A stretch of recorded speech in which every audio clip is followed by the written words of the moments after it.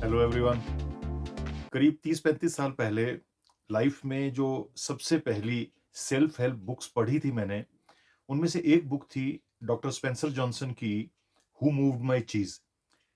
ये शायद सबसे पतली किताबों में से एक थी जो मैंने कभी भी पढ़ी।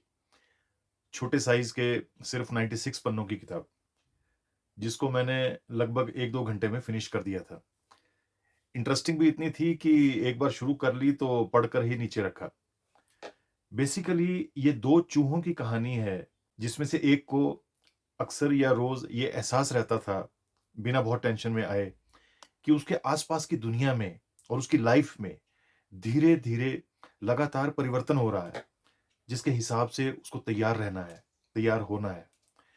और दूसरा चूहा भले पहले चूहे का ही दोस्त था, पर था मनमौजी, बेपरवाह, जिसको भले रोज़ होते थोड़े-थोड़े परिवर्तन का पता था, पर जिसकी फ़िलॉसफ़ी थी कि अभी बहुत वक़्त है, बदलने-ढलने की कोई ख़ास इमरजेंसी नहीं है।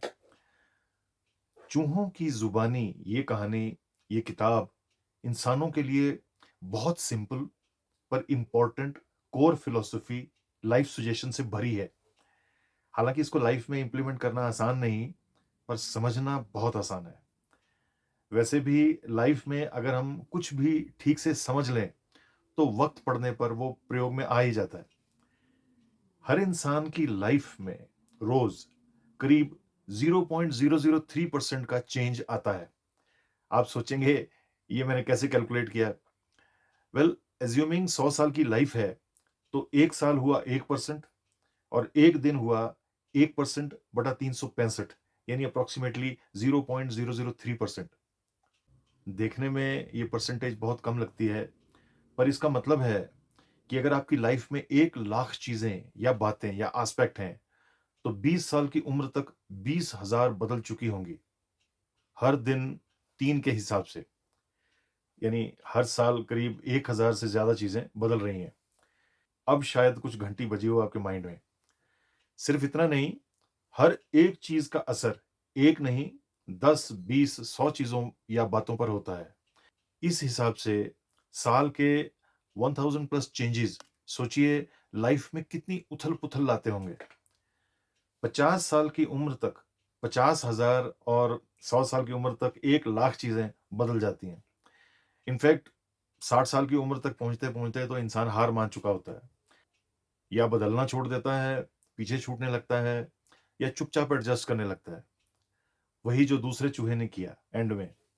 हालाँकि वो तो शुरू से ही बदलाव से बहुत पीछे था, जिसका उसकी लाइफ़ पर भयंकर असर पड़ा। इस कहानी की तरह हर इंसान की लाइफ़ स्टोरी में रोज़ थोड़ा-थोड़ा चेंज आता है। ये इतना स्लो और दबे पाँव छुप कर होता है कि होता भी रहता है और पता भी नहीं चलता। वैसे ही जैसे लोहे को ज़ंग लगता है, रोज़-रोज़ पता नहीं चलता और कुछ समय बाद देखो तो हम हैरान हो जाते हैं। बहुत समय बाद देखें तो झटका लगता है। लाइफ के चेंजेस से घबराने की ज़रूरत नहीं। These are inevitable. इनके बारे में सिर्फ अवेयर रहने की ज़रूरत है। इनफैक्ट स्पेशली अवेयर होने की भी ज़रूरत नहीं। ये खुद आपको बीच-बीच में याद दिलाते रहेंगे। आपकी अटेंशन खींचेंगे। आपको तब सिर्फ इतना करना है कि इन्हें अनदेखा नहीं करना। इन इम्पेंडिंग चेंजेस के बारे में आपकी क्या रिएक्शन हो, वो बात की बात। आपको तब सिर्फ इन्हें ईमानदारी से एक्नॉलेज करना है। लाइफ के चेंजेस को जेंटल रिमाइंडर्स देना बखूबी आता है, बड़े प्यार से। बहुत से जेंटल रिमाइंडर्स देती है लाइफ, बहुत मौके देती है, बिना पेनल्टी के। सिर्फ सॉरी बोलकर भी काम चल जाता है। पर अगर लाइफ इतनी लीनिएंट, जेंटल और टॉलरेंट है, तो फिर लाइफ में एक्सीडेंट्स क्यों होते हैं? शायद इसीलिए कि लाइफ लीनिएंट है, we take it for granted. पर अक्सर ऐसा भी होता है कि हम बेकसूर होते हैं। हम इतने बिज़ी हो जाते हैं कि भले हम में चेंजिंग टाइम्स के साथ चेंज होने की नीयत हो, फिर भी हम चूक जाते हैं, क्योंकि we are too busy to see changes right around us, inside us. इसको प्रिवेंट करने का ईज़ी, हेल्दी, फूल प्रूफ तरीका क्या है? 2 तरीके हैं।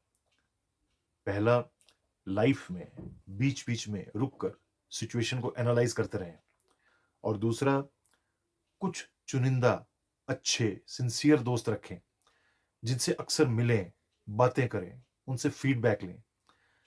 दोस्त ना हो तो गुरु, टीचर, कोच के टच में रहें। और अगर कोच भी ना हो तो डायरी लिखने की आदत डालें। डायरी लिखना भी पॉसिबल ना हो तो जब भी समय मिले, पॉसिबल हो, खुद से बातें करें, मन ही मन। सुबह जागने के बाद, बिस्तर से निकलने से पहले का वक्त या रात को लाइट बंद करने के बाद सोने से पहले का वक्त, इस आत्म मंथन, सेल्फ टॉक के लिए बहुत अच्छा होता है। और अगर ये सब भी ना हो पाए तो जो भी क्रिटिक्स आपकी लाइफ में हों, उनकी बातें सिरे से ना नकारें। उनके जो क्रिटिसिज्म सोचने पर आपको मजबूर करें, उनसे हिंट लें।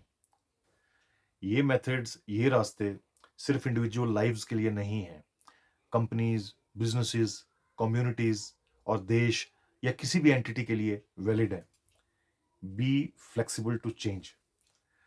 रूटीन लाइफ में जो चेंजेस आसानी से कर लिए जाएं या होने दिए जाएं, वो सबसे कम डिस्कंफर्ट देते हैं। वरना बीमारी का जो इलाज शुरू में एक कंप्लायंस की गोली से हो सकता है, वो बाद में क्राइसिस की सर्जरी से करना पड़ सकता है।